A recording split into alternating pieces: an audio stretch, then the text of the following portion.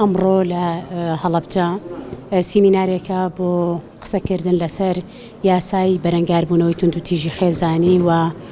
ئاستەنگەکان لە بەردەم جێبەجێکردنیان یاسایە و بۆچی تا ئێستا ئەم یاسایە نەچێتە بواری جێبەجێکردن وەکو خۆی بەداخەوە لە هەرێمی کوردستان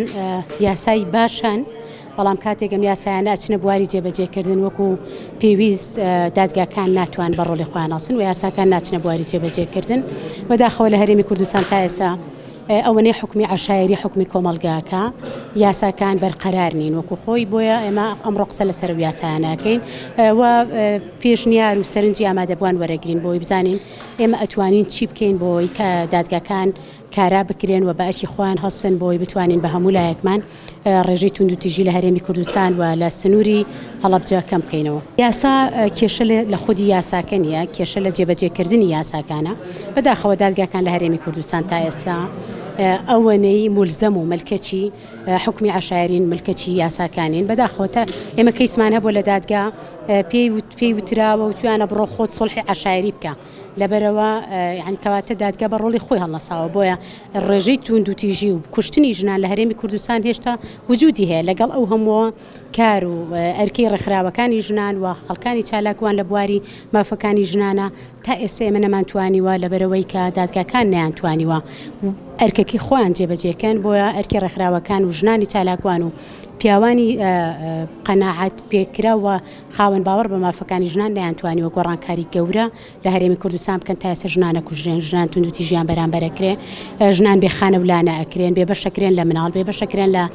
لە میراث بێبەشەکرێن لە مافە سەرەتاییەکانی خۆیان.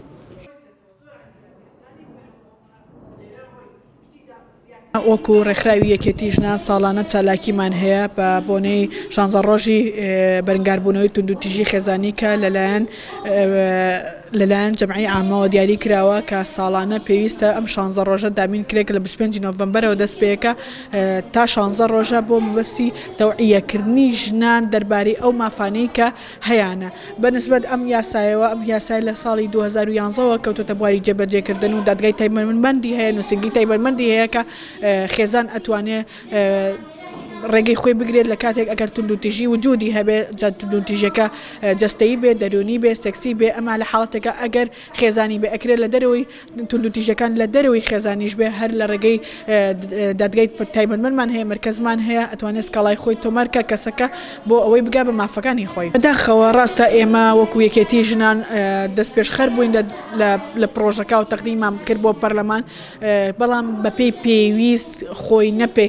نەپێکاوە لە دیاریکردنی کێشەکان خەلەلی زۆری تایە کە مەفروزە چارەسەر بکرێت. خەلەلەکان لە چیایە سزاکەی کەمە بۆ نمونە تۆ پێشتر هەندێک سزا هەیە کە دیاری کراوە لە یاساکەیە ئەو تاوانانە پێشتر لە یاسای سزادانی عێراقی تاوانەکە بە عقوبەیەکی گەورەتر عقوبەدراوە بەڵام ئێستا عقوبەکەی زۆر کەمە ینی لە 6 مان بۆ 3 ساڵە لە ملیۆنێ بۆ 5 ملیۆنە کە ئەمە ینی عقوبەیەکی کەمە بۆ کەسێک کە جاریوای تونند و تیژەکات ئەگاتە حاڵەتێکی ئەوە کە ژنەکە ینی تووشی ئای مستەدیمە بێ تووشی کەمەندامیە بێ ناکرێت ژنێک کە تووشی کەمەندامی بێ بە مێردەکەی بە 6 مان حکم بە 6 مانگ حکم بدرێیان بە غەرامی ملیۆنێک نەجاتی بێت ئەمەکی خەلەلەکە هەیە یعنی بێ عقوبەکە بگۆڕێ.